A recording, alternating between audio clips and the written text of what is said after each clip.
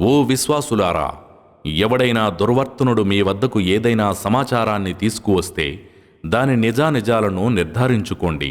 అన్యథా మీరు నిజం తెలియని కారణంగా ఇతర జనులకు నష్టం కలిగించి తరువాత చేసిన దానిపై సిగ్గుతో కుంచించుకుపోవలసిన పరిస్థితి రావచ్చు.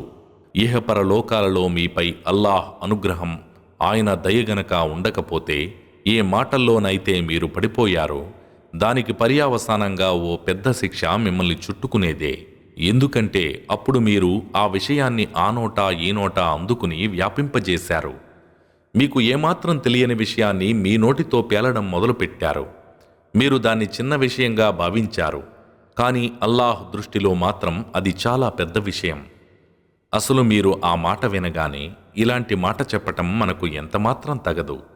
ఓ అల్లాహ్, నీవు పరమ పవిత్రుడవు, ఇది మాత్రం పెద్ద అభాండమే అని ఎందుకు అనలేదు?